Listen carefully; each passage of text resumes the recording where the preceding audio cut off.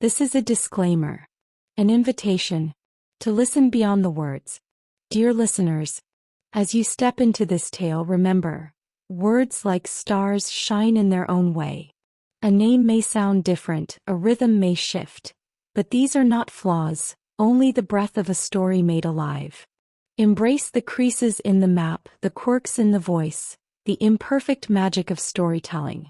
Listen with an open heart and the journey will remain unchanged. Subscribe for future content updates and new stories. The Tuesday Night Club. Short story of Miss Marple by Agatha Christie. The Tuesday Night Club. Unsolved mysteries. Raymond West blew out a cloud of smoke and repeated the words with a kind of deliberate self-conscious pleasure. Unsolved mysteries. He looked round him with satisfaction. The room was an old one with broad black beams across the ceiling, and it was furnished with good old furniture that belonged to it. Hence Raymond West's approving glance. By profession he was a writer and he liked the atmosphere to be flawless. His Aunt Jane's house always pleased him as the right setting for her personality. He looked across the hearth to where she sat erect in the big grandfather chair. Miss Marple wore a black brocade dress, very much pinched and round the waist. Mechlin lace was arranged in a cascade down the front of the bodice. She had on black lace mittens, and a black lace cap surmounted the piled-up masses of her snowy hair. She was knitting, something white and soft and fleecy. Her faded blue eyes, benignant and kindly, surveyed her nephew and her nephew's guests with gentle pleasure. They rested first on Raymond himself, self-consciously debonair, then on Joyce Lempriere, the artist, with her close-cropped black head and queer hazel-green eyes, then on that well-groomed man of the world, Sir Henry Clithering. There were two other people in the room, Dr. Pender, the elderly clergyman of the parish, and Mr. Petherick, the solicitor, a dried-up little man with eyeglasses which he looked over and not through. Miss Marple gave a brief moment of attention to all these people and returned to her knitting with a gentle smile upon her lips. Mr. Petherick gave the dry little cough with which he usually prefaced his remarks. "What is that you say, Raymond? Unsolved mysteries? Ha, and what about them?"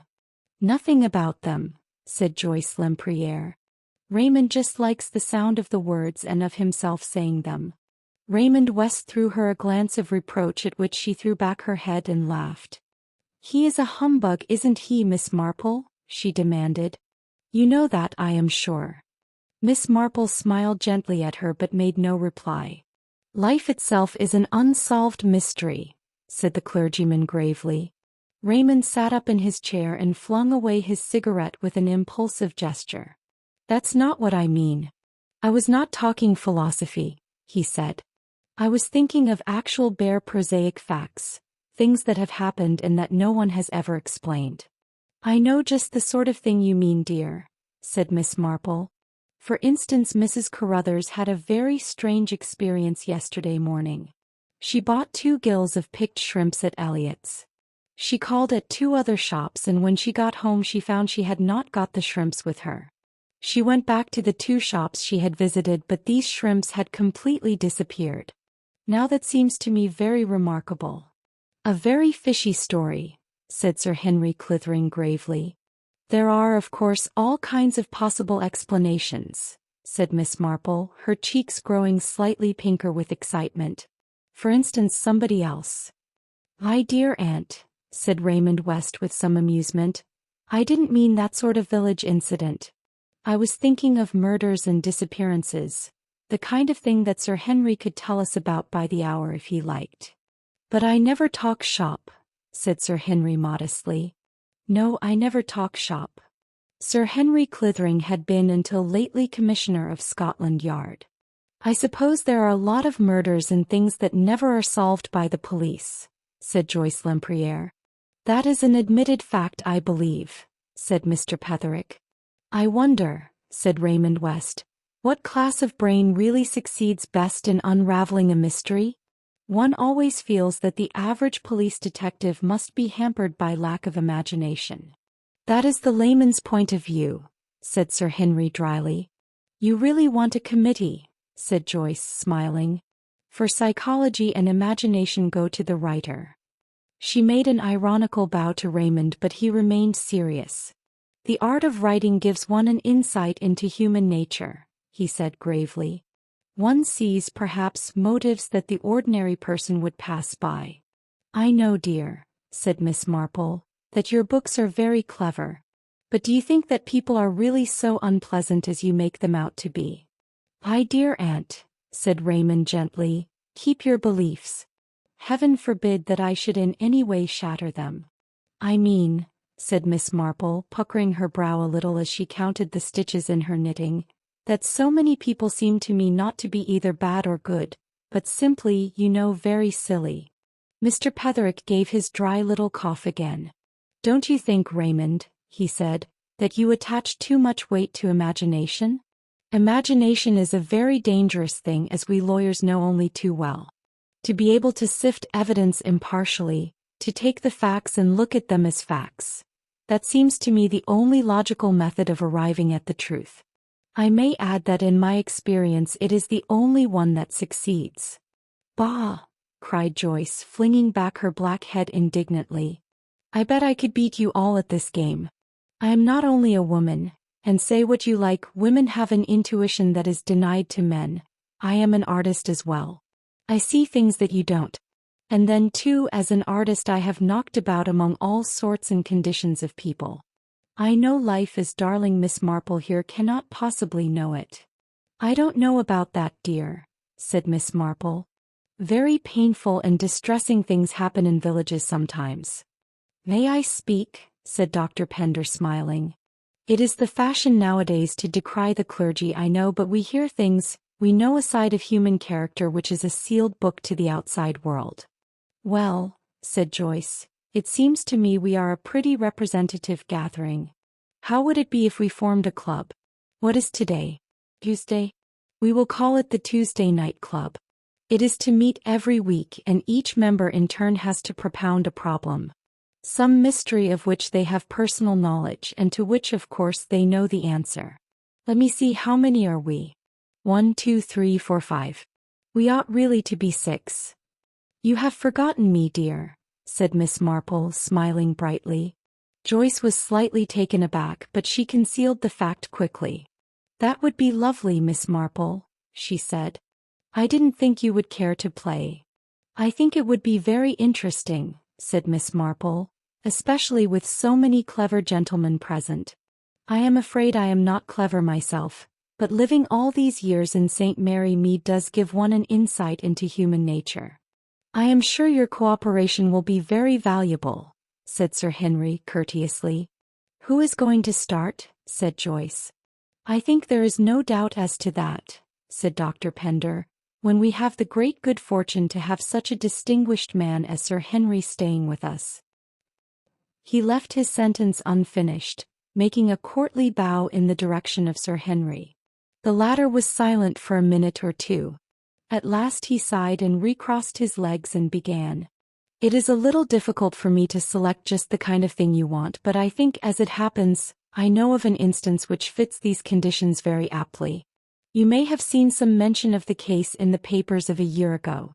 It was laid aside at the time as an unsolved mystery, but as it happens, the solution came into my hands not very many days ago. The facts are very simple. 3 people sat down to a supper consisting, amongst other things, of tinned lobster. Later in the night, all 3 were taken ill and a doctor was hastily summoned. 2 of the people recovered, the third one died. Ah, said Raymond approvingly. As I say, the facts as such were very simple. Death was considered to be due to ptomaine poisoning. A certificate was given to that effect, and the victim was duly buried. But things did not rest at that. Miss Marple nodded her head. There was talk, I suppose, she said. There usually is. And now I must describe the actors in this little drama. I will call the husband and wife Mr. and Mrs. Jones, and the wife's companion Miss Clark. Mr. Jones was a traveler for a firm of manufacturing chemists. He was a good-looking man in a kind of coarse, florid way, aged about 50. His wife was a rather commonplace woman of about 45. The companion, Miss Clark, was a woman of 60, a stout, cheery woman with a beaming, rubicund face. None of them, you might say, very interesting. Now the beginning of the troubles arose in a very curious way. Mr. Jones had been staying the previous night at a small commercial hotel in Birmingham. It happened that the blotting paper in the blotting book had been put in fresh that day, and the chambermaid, having apparently nothing better to do, amused herself by studying the blotter in the mirror just after Mr. Jones had been writing a letter there. A few days later there was a report in the papers of the death of Mrs. Jones as the result of eating tinned lobster, and the chambermaid then imparted to her fellow servants the words that she had deciphered on the blotting pad. They were as follows: "Entirely dependent on my wife. When she is dead I will. Hundreds and thousands." You may remember that there had recently been a case of a wife being poisoned by her husband. It needed very little to fire the imagination of these maids. Mr. Jones had planned to do away with his wife and inherit hundreds of thousands of pounds. As it happened, one of the maids had relations living in the small market town where the Joneses resided. She wrote to them and they in return wrote to her. Mr. Jones, it seemed, had been very attentive to the local doctor's daughter, a good-looking young woman of 33. Scandal began to hum. The Home Secretary was petitioned. Numerous anonymous letters poured into Scotland Yard, all accusing Mr. Jones of having murdered his wife. Now I may say that not for one moment did we think there was anything in it except idle village talk and gossip. Nevertheless, to quiet public opinion, an exhumation order was granted. It was one of these cases of popular superstition based on nothing solid whatever, which proved to be so surprisingly justified. As a result of the autopsy, sufficient arsenic was found to make it quite clear that the deceased lady had died of arsenical poisoning. It was for Scotland Yard, working with the local authorities, to prove how that arsenic had been administered and by whom. "Ah," said Joyce. "I like this. This is the real stuff." Suspicion naturally fell on the husband. He benefited by his wife's death. Not to the extent of the hundreds of thousands romantically imagined by the hotel chambermaid, but to the very solid amount of £8,000. He had no money of his own apart from what he earned, and he was a man of somewhat extravagant habits with a partiality for the society of women. We investigated as delicately as possible the rumor of his attachment to the doctor's daughter, but while it seemed clear that there had been a strong friendship between them at one time, there had been a most abrupt break 2 months previously, and they did not appear to have seen each other since. The doctor himself, an elderly man of a straightforward and unsuspicious type, was dumbfounded at the result of the autopsy. He had been called in about midnight to find all 3 people suffering. He had realized immediately the serious condition of Mrs. Jones, and had sent back to his dispensary for some opium pills to allay the pain. In spite of all his efforts, however, she succumbed, but not for a moment did he suspect that anything was amiss. He was convinced that her death was due to a form of botulism. Supper that night had consisted of tinned lobster and salad, trifle and bread and cheese. Unfortunately, none of the lobster remained. It had all been eaten and the tin thrown away. He had interrogated the young maid, Gladys Lynch. She was terribly upset, very tearful and agitated, and he found it hard to get her to keep to the point. But she declared again and again that the tin had not been distended in any way and that the lobster had appeared to her in a perfectly good condition. Such were the facts we had to go upon. If Jones had feloniously administered arsenic to his wife, it seemed clear that it could not have been done in any of the things eaten at supper, as all 3 persons had partaken of the meal. Also, another point, Jones himself had returned from Birmingham just as supper was being brought in to table, so that he would have had no opportunity of doctoring any of the food beforehand. "What about the companion?" asked Joyce, the stout woman with the good-humored face. Sir Henry nodded. "We did not neglect Miss Clark, I can assure you. But it seemed doubtful what motive she could have had for the crime. Mrs. Jones left her no legacy of any kind, and the net result of her employer's death was that she had to seek for another situation." "That seems to leave her out of it," said Joyce thoughtfully. Now one of my inspectors soon discovered a significant fact, went on Sir Henry. After supper on that evening Mr. Jones had gone down to the kitchen and had demanded a bowl of cornflour for his wife who had complained of not feeling well. He had waited in the kitchen until Gladys Lynch prepared it, and then carried it up to his wife's room himself. That, I admit, seemed to clinch the case. The lawyer nodded. Motive, he said, ticking the points off on his fingers. Opportunity. As a traveler for a firm of druggists, easy access to the poison. And a man of weak moral fiber, said the clergyman. Raymond West was staring at Sir Henry. There is a catch in this somewhere, he said. Why did you not arrest him? Sir Henry smiled rather wryly. That is the unfortunate part of the case. So far all had gone swimmingly, but now we come to the snags. Jones was not arrested because on interrogating Miss Clark she told us that the whole of the bowl of cornflour was drunk not by Mrs. Jones but by her. Yes, it seems that she went to Mrs. Jones's room as was her custom. Mrs. Jones was sitting up in bed and the bowl of cornflour was beside her. I am not feeling a bit well, Millie, she said. Serves me right, I suppose, for touching lobster at night. I asked Albert to get me a bowl of cornflour, but now that I have got it I don't seem to fancy it. A pity, commented Miss Clark. It is nicely made too, no lumps.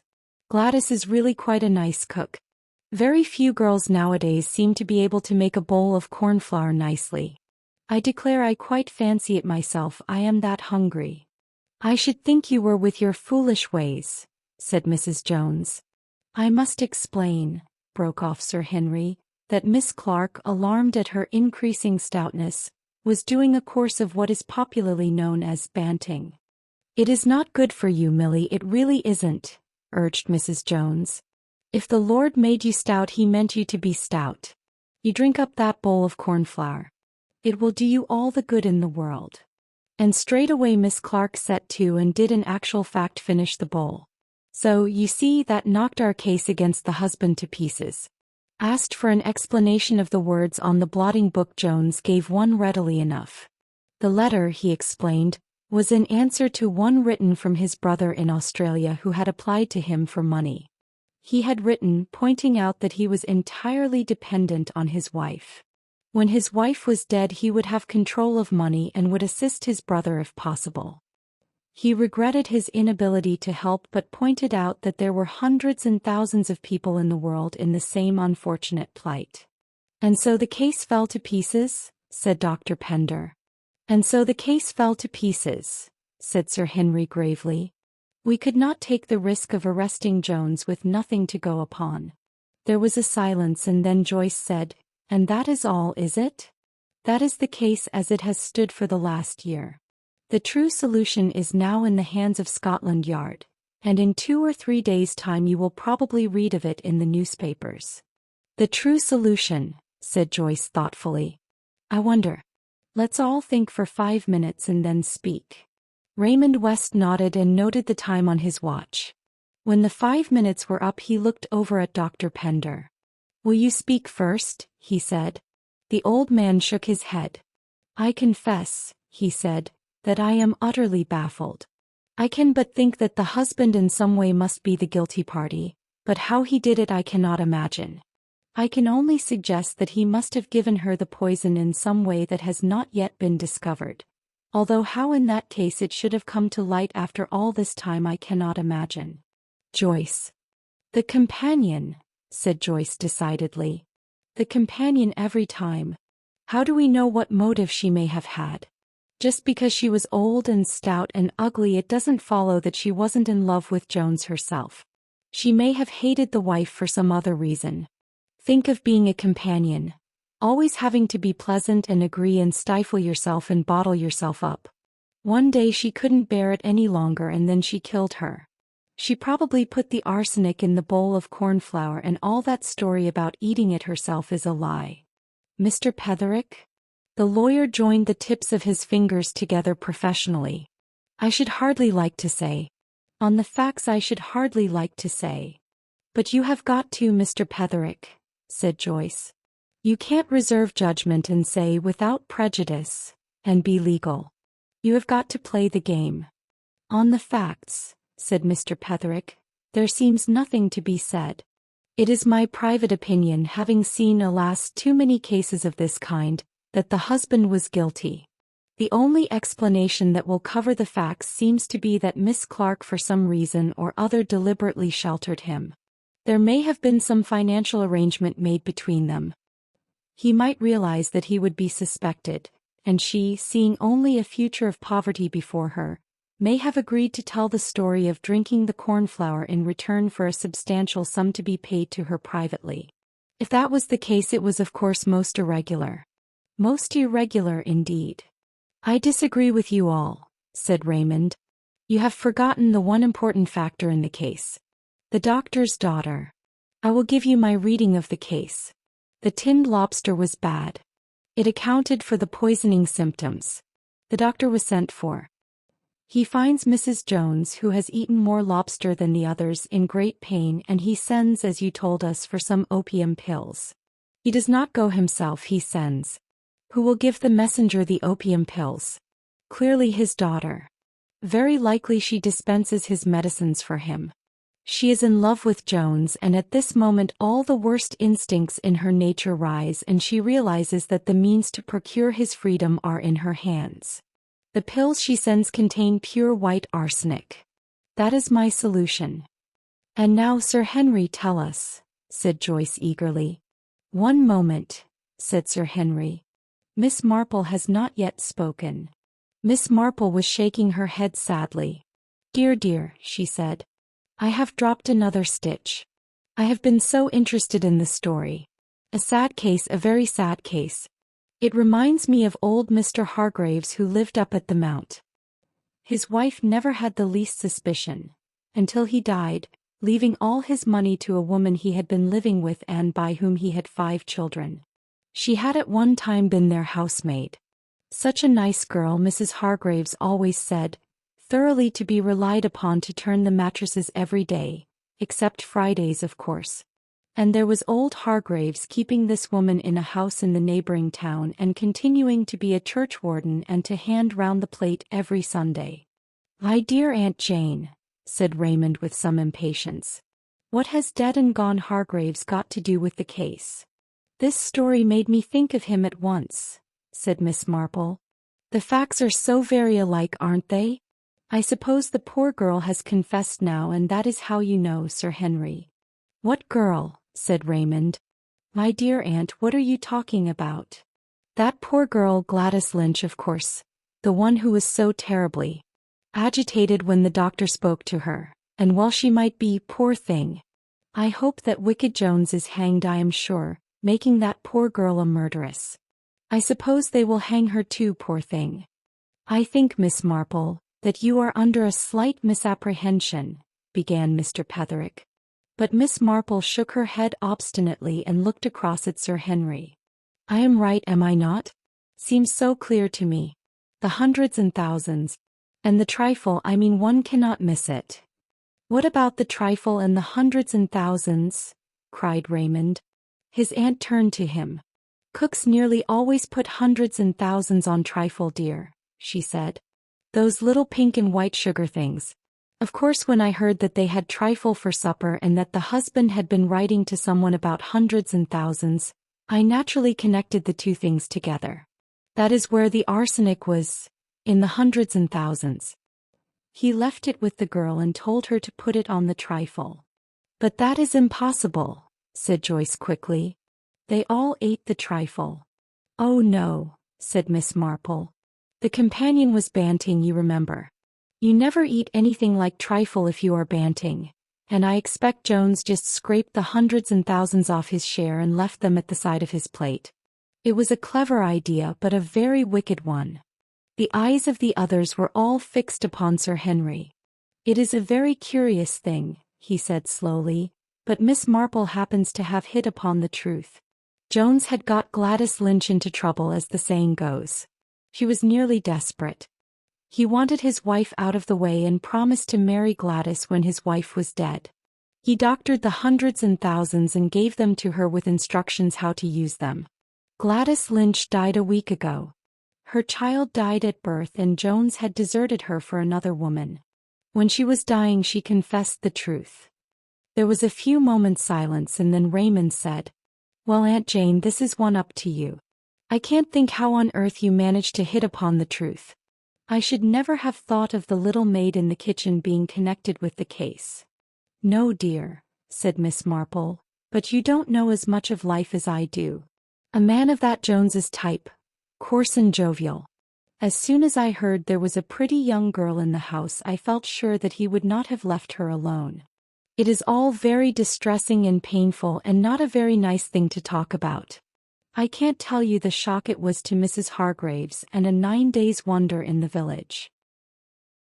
Dear listener, we close the pages on another tale, a journey through words, imagination, and emotion. Here at the Falls Audiobook, where stories flow like a river's current, carrying you to distant worlds and uncharted depths, we thank you for joining us. As always, we invite you to linger a little longer. Subscribe to our channel to discover more stories waiting to be heard, each a cascade of voices, ideas, and artistry. And remember, every great story begins with a single word. Perhaps the next one will begin with you. Until our voices meet again, may your days be filled with quiet moments, rich pages, and the soothing sound of a story well told. This is the Falls Audiobook signing off.